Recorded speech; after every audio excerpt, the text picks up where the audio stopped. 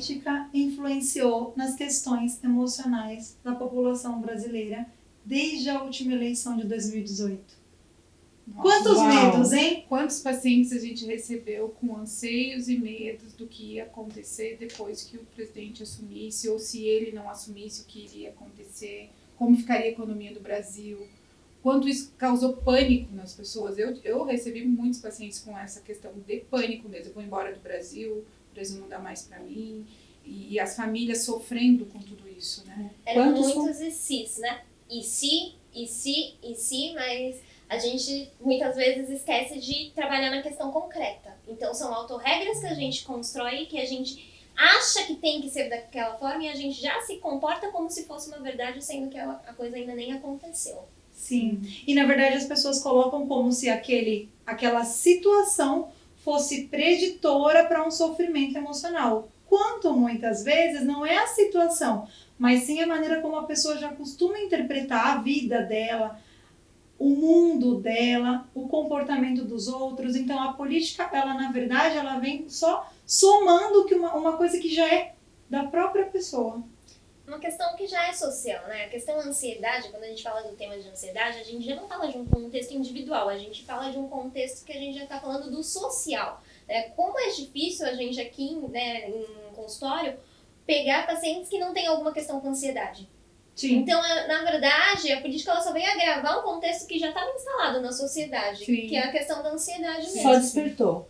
Exatamente. Né? A gente fala que só saiu o que estava guardado. E aí a gente pode até trazer a questão dos números, né? Afinal de contas, o Brasil é o país mais ansioso do mundo, quase 10% da população ansiosa, e isso só foi demonstrado agora na questão política, com tantos medos. E os diagnosticados.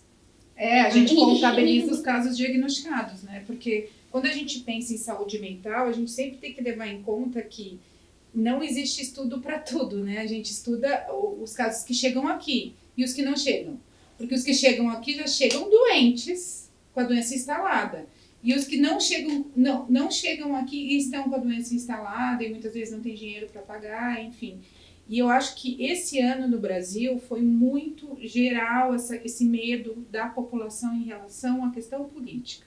E eu acho que a gente, enquanto profissional de saúde, a gente tem que ter esse olhar crítico, não sobre o posicionamento político, mas sobre o quanto a política influencia na questão emocional. E qual é o nosso papel, né? Qual é o nosso papel? O nosso papel é mostrar para as pessoas, para a população, para as pessoas que chegam pedindo ajuda, o quanto não é a situação em si que causa o sofrimento, mas a forma como a pessoa interpreta. Porque, inclusive, eu tive pacientes que diziam assim, como você está calma com isso tudo? Eu continuei trabalhando todos os dias, eu dizia para esse paciente, eu continuei trabalhando todos os dias, eu continuei pagando conta todos os dias, meu cotidiano não mudou. Pode ser que tenha grandes mudanças, sim, mas se a gente continuar fazendo a nossa parte, as coisas vão chegar numa proporção que vai ser bom para todo mundo. E a gente sempre tem que pensar nisso. E se chegar as mudanças, a gente vai lidar com elas na hora que elas chegarem. Sim, porque nós temos poder de enfrentamento, né? A gente tem o poder de aumentar o nosso repertório de enfrentamento. Se não dá certo de um jeito, eu vou de outro, assim por diante. Sim. Mas aí as pessoas que são muito ansiosas, elas acabam colocando assim. Até a Amanda colocou bem a visão dela da análise do comportamento, que é da ansiedade, que a gente tem que sofrer quando ela chega, só que a pessoa ela já coloca aqui, já chegou o sofrimento. Como você não percebe que esta pessoa ou aquela está fora da cadeia? Isso já é, como você não tem medo disso? Cadê a situação de medo para você se enfrentar? Dá para você tomar uma atitude agora? Aí a pessoa, claro que dá. Eu tô me planejando. E ela começa a gerar comportamentos que favoreçam com que ela mantenha esse comportamento ansioso, porque ela começa a buscar... Ela reforça. Ela começa a buscar a resolução de um problema que ainda não existe. Esse paciente mesmo, quando ele chegou pra mim e disse, eu disse pra ele assim, adianta a gente colocar um gesso antes de quebrar a perna? Sim. Eu vou colocar um gesso porque amanhã eu posso quebrar a perna. Adianta? Não vai adiantar, né? Então a gente tem que trabalhar com o que a gente tem. O que eu tenho pra hoje? O que eu tenho pra viver hoje? Hoje eu tenho que levantar, trabalhar, pagar conta, cuidar dos filhos E o que está no meu alcance? Ajudar a velhinha a atravessar a rua, Fazer o meu melhor pagando as contas. Ou, por exemplo, na questão política mesmo, fazer o meu voto de acordo com o que eu acredito, porém, se não acontecer do jeito que eu acredito, vamos saber lidar com as frustrações. Sim, aí entra até as questões dos conflitos, né? Porque a gente vê que toda essa questão política está gerando um mal-estar entre as pessoas, porque as pessoas hoje ficam em guerra entre elas. E aí a gente vai até mais além, a gente já vai falar de uma questão que a gente também vê hoje em dia, que é a questão da baixa tolerância das pessoas à frustração. Tudo que não pode ser da maneira como elas querem, como elas idealizam que teria que ser, Sim. elas respondem de uma maneira totalmente agressiva, porque elas querem impor a opinião delas. É como se, a ideia que eu fico assim, né, quando eu ouço essas falas, eu penso que as pessoas acreditam que existe uma verdade certa, uma ideia Uma certa. verdade absoluta. Não, aquela é a ideia certa. Quem é contra aquela ideia é errado. Exato. Só que aonde está escrito que essa ideia é certa? Eu sempre brinco com os meus pacientes que cada um só vê a vista da montanha que escalaram. É uma música, olha aí. Mas é verdade. Como que a gente vai poder olhar a visão do outro? A visão do outro é só a visão do outro. Tem a ver com todo o repertório que ele adquiriu durante a existência dele, os conhecimentos. E aquela ali é só a visão dele. Cabe a gente, muitas vezes, aceitar. Sim, eu vou falar agora, puxando a sardinha pro meu lado um pouco da análise do comportamento, existe uma frase que eu acho muito específica para esse caso, que assim, Skinner ele fala exatamente essa frase. Não existem verdades absolutas. Mude e sempre esteja pronto para mudar de novo. Sim. Então, Sim. é exatamente isso que a gente precisa compreender. Não existem hoje verdades absolutas. Eu não posso achar que é a minha, porque a qualquer momento a situação pode mudar. E o ambiente pode mudar, e eu mudo de novo. E aí, como ficam as nossas ideias? Então, eu acho que assim, o que mais vem pra mim dessa questão política hoje é a questão da tolerância, da gente desenvolver um repertório de tolerância. Não deu pra ser como eu quero? Ok, eu consigo me reforçar de outras maneiras em outros âmbitos. Eu não preciso só daquilo, eu não vivo só de uma situação na minha vida. Minha vida é composta por vários fatores, por vários contextos. Sim. E se não tá bom de um lado, o outro eu reforço ali um pouquinho mais. Sim. Né? Então é a questão da gente aprender a lidar com essa frustração também. Porque tá afetando os nossos relacionamentos pessoais. Sim. O que eu posso fazer? O que eu posso fazer dentro desse contexto?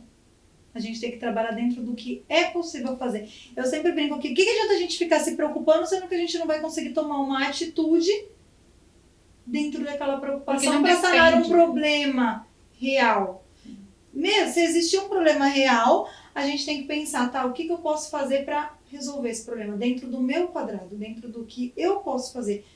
Exatamente, foi o que a Rose falou. Sim. Que assim, eu acho que a grande pergunta é assim, o que eu posso fazer hoje por isso? Hoje eu não consigo fazer nada. Ok, então eu vou me preocupar com as coisas que eu consigo fazer hoje. O amanhã, quando chegar, a gente se preocupa. E aí eu acho muito engraçado aquilo que a gente sempre comenta. Como lidar com as pessoas que pensam contra, né? Vocês que são casadas, meninas, como que é lidar com a pessoa que pensa muito oposto de mim na visão política? A gente está falando de tolerância. Eu sempre Como falo isso? que a gente tem que aprender. Se tem uma habilidade que a gente tem que aprender enquanto ser humano, é flexibilidade, né? Aceitar o que o outro pensa é uma dádiva. Eu não preciso concordar, eu só preciso aceitar. Aceitar é libertador. Eu não preciso concordar com ele ou com ela, com qualquer outra pessoa. Quando eu aceito, eu me liberto. Eu me liberto de ter que explicar qual que é a minha opinião. Sim. Porque eu não preciso impor a minha opinião. Embora a gente tenha, nós aqui, né, profissionais, a gente tenha uma visibilidade que tenha que se posicionar, né? Eu sempre digo assim, a minha busca enquanto profissional é a luta a favor das minorias, seja elas quais forem, negros, índios, autistas, enfim, doentes mentais, manicômios, prisões, enfim, todas as minorias. A minha luta enquanto profissional de saúde é a luta a favor das minorias, eu vou sempre brigar por isso. Mas quando a gente trabalha aceitar, é libertador para qualquer coisa. Eu falo que lá em casa, a minha família é o meu maior laboratório, né? Tenho 2 exemplares em casa para aprender a lidar com mudança, né? 2 filhos, um marido que tem uma opinião política diferente da minha. Só que quando eu aprendi que eu não preciso ter a mesma opinião política e não preciso ter a mesma opinião religiosa, isso me liberta. porque eu aceito. É você não se colocar dentro de uma gaiola, né? Eu falo que nós temos mania de nos colocar dentro de gaiolas. Eu preciso ser assim, eu preciso fazer isso. Gente, a gente não precisa de nada, a gente precisa fazer o que faz bem. Mas muitas das angústias estão, por exemplo, em vocês que têm filhos, tá, mas como assim que o meu filho vai ter que aprender a lidar com essa visão política do meu cônjuge que não é certa? Porque a gente parte de um pressuposto quase sempre que a nossa visão é a mais correta do que a do outro. Como que isso pode impactar na criação dos filhos? E aí, muitas vezes, é por isso que gera muito sofrimento, porque as pessoas, os pais, eles não sabem, às vezes, como lidar com essas diferenças e como posicionar e como os filhos vão aprender com isso. Eu sempre digo para os pais, quando eu faço orientação, e aí eu uso isso como prática para mim, é que a criança vai seguir aquele caminho que ela se sente mais segura. Aí seja, certamente aquele que ela se sente insegura, ela não vai querer.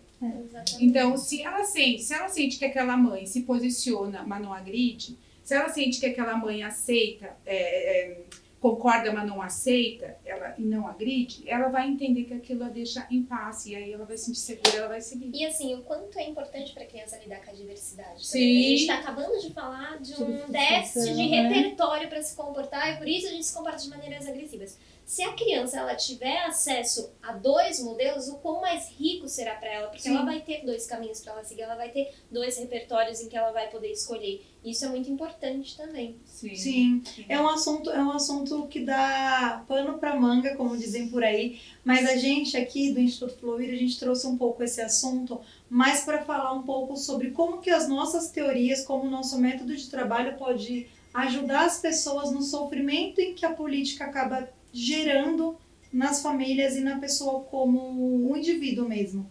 Então, vocês podem comentar aqui nos vídeos, dizer um pouquinho sobre o que vocês acharam do vídeo, o que vocês pensam, e a gente vai ter o maior prazer em responder. Sim, com certeza. É isso aí. O que eu penso também é que aqui a gente fez um recorte de tempo, né? O Brasil é um país historicamente jovem para escolher política, né? A gente está escolhendo o nosso 5º ou 6º presidente, né, enquanto democracia. Então, a gente não sabe escolher.